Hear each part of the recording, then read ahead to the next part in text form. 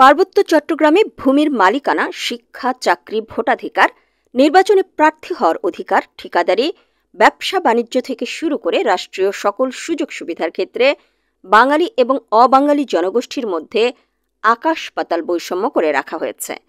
আর এসব করা হয়েছে রাষ্ট্রের পক্ষ থেকে করা বিভিন্ন আইন ও বিধি বিধানের মাধ্যমে। এর অন্যতম একটি বৈষম্য হচ্ছে পার্বত্য ৩ জেলা বান্দরবান, রাঙ্গামাটি ও খাগড়াছড়ির বিভিন্ন ক্ষুদ্র জাতি তথা অবাঙালি জনগোষ্ঠীর সদস্যদের আয়কর মুক্তির বিধানটি ১৯৮৪ সালের আয়কর অধ্যাদেশ এবং আয়কর ২০২৩-এর কারণে পার্বত্য ৩ জেলার ক্ষুদ্র জনগোষ্ঠীগুলোর সদস্যরা যত সম্পদই অর্জন করুক না কেন তাদের কোনো আয়কর দিতে হয় না, অথচ একই এলাকায় বসবাস করলেও বাঙালিদের ঠিকই সারা দেশের মতোই আয়কর সহ যাবতীয় ট্যাক্স পরিশোধ করা বাধ্যতামূলক। ৪ দশক আগে পাহাড়ের বিভিন্ন ক্ষুদ্র জাতির মানুষদের অর্থনৈতিকভাবে পিছিয়ে পড়া হিসেবে চিহ্নিত করে তাদের ইনকাম ট্যাক্স মওকুফ করে সরকার। আয়কর মুক্তি, শিক্ষা, চাকরির সকল ক্ষেত্রে কোটা, জেলা পরিষদ, উন্নয়ন বোর্ড এবং আঞ্চলিক পরিষদের ৮০ থেকে ৯০%, কোনো কোনো ক্ষেত্রে শতভাগ উন্নয়ন সুবিধা পেয়ে তারা এখন আর পিছিয়ে পড়া জনগোষ্ঠী নেই। বিশেষ করে পার্বত্য এলাকায় বসবাসকারী বাঙালিদের থেকে বিভিন্ন সেক্টরে অনেক দূর এগিয়ে গেছে পাহাড়িরা। তারপরও পিছিয়ে পড়া দরিদ্র হিসেবে তারা আয়কর মুক্ত থাকার যৌক্তিকতা কোথায়? পার্বত্য চট্টগ্রামের ক্ষুদ্র জাতির সদস্যদের আয়কর মুক্ত থাকার এই সুযোগ পাহাড়ে কিভাবে বৈষম্য সৃষ্টি করছে আসুন একটু দেখে নেওয়া যাক। ধরা যাক পাহাড়ের কোনো একটি বাজারে একজন বাঙালি এবং একজন অবাঙালি একই ধরনের পণ্য বেচাকেনা করেন। এখন অবাঙালি ব্যবসায়ীকে যেহেতু আয়কর দিতে হয় না, তাই তিনি চাইলেই বাঙালি ব্যবসায়ীর চেয়ে কম মূল্যে তার পণ্য বিক্রি করার সুযোগ পান।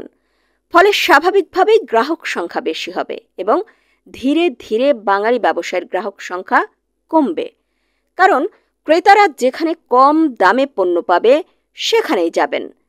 আবার ধরুন একই অফিসে একজন বাঙালি এবং একজন অবাঙালি একই পদে সমান বেতনে চাকরি করেন, কিন্তু বেতনের টাকা তারা সমানভাবে পাবেন না, কারণ বাঙালির বেতন থেকে তার আয়কর দিতে হবে। অন্যদিকে অবাঙালি চাকরিজীবী বেতনের সম্পূর্ণ টাকাই পাবেন, কারণ তাকে আয়কর দিতে হবে না। আরও একটি উদাহরণ দেয়া যাক। বর্তমানে ঠিকাদারি একটি অন্যতম লাভজনক পেশা, আর যে কোনো কাজে টেন্ডার পেতে হলে প্রতিযোগিতামূলক কম মূল্যে বিড করতে হয়। কিন্তু একজন অবাঙালি ঠিকাদার যখন ৫ থেকে ৭% আয়কর থেকে মুক্ত, তাই তিনি যতটা কম মূল্যে কাজের বিড করার সুবিধা পাবেন, একজন বাঙালি ঠিকাদারের পক্ষে তা কোনোভাবেই সম্ভব নয়, কারণ কাজের নির্ধারিত মূল্যের ওপর তাকে ৫ থেকে ৭% আয়কর দিয়ে তারপর লাভ করতে হবে। এ অবস্থায় বাঙালি ঠিকাদাররা টিকে থাকার জন্য যা করেন তা হলো তাদের পরিচিত অবাঙালি কারো নামে লাইসেন্স করে ঠিকাদারি ব্যবসা করেন। এতে কয়েকটি সমস্যা তৈরি হয়। একদিকে সরকার তার প্রাপ্য বিপুল পরিমাণ রাজস্ব থেকে বঞ্চিত হয়, অন্যদিকে বাঙালি ঠিকাদাররা তার লাইসেন্সের অবাঙালি মালিকদের কাছে অনেকটা জিম্মি থাকেন। এছাড়াও লাইসেন্সের বিনিময়ে তারা বসে বসে একটা কমিশন পান। কোনো কোনো ক্ষেত্রে তারা হয়রানিরও শিকার হন। এমন ঘটনাও শোনা যায়। সাইটে কাজ করছেন বাঙালি ঠিকাদার, অন্যদিকে অফিস থেকে বিল তুলে নিয়ে গেছেন লাইসেন্সের মালিক অবাঙালি ঠিকাদার। অবাঙালিদের এই আয়কর মুক্তির সুযোগ নিয়ে পাহাড়ের সশস্ত্র সন্ত্রাসী গ্রুপগুলোর চাঁদাবাজির মাত্রাও বেড়ে যায়। আয়কর মুক্তির বিষয়টিকে নিজেদের সশস্ত্র আন্দোলনের ফসল দাবি করে বিভিন্ন উন্নয়ন কাজের মোট বরাদ্দের ওপর ১৫ থেকে ২০% চাঁদাও নিয়ে থাকে সশস্ত্র সন্ত্রাসীরা, যা দিয়ে তারা অস্ত্র, গোলাবারুদ কিনে থাকে, নানা রকম সন্ত্রাসী তৎপরতা চালিয়ে থাকে। এই বিষয়গুলো অন্তর্বর্তীকালীন সরকারের গঠিত স্থানীয় সরকার সংস্কার কমিশনের নজরেও এসেছে। তাই কমিশন পার্বত্য চট্টগ্রামের স্থানীয় সরকার সংশ্লিষ্ট যে ১৫টি সুপারিশ করেছে, তার মধ্যে বিভিন্ন ক্ষুদ্র জাতিসত্তার ওপর যে কর মূসক মওকুফ করা আছে তা প্রত্যাহার করারও সুপারিশ করা হয়েছে।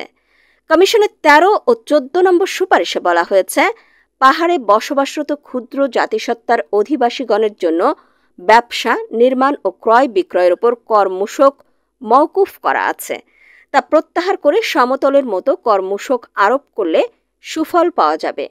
এই মওকুফের কারণে দরিদ্র পাহাড়ি বাঙালি কারও কোনো উপকার হচ্ছে না। একটি মধ্যস্বত্বভোগীর আত্মসাৎ প্রক্রিয়াকে পৃষ্ঠপোষকতা দেয়া হচ্ছে। সুপারিশে আরও বলা হয়েছে, কর মূসক মওকুফ হলেও বেআইনি চাঁদাবাজি পার্বত্য চট্টগ্রামের একটি নির্মম বাস্তবতা।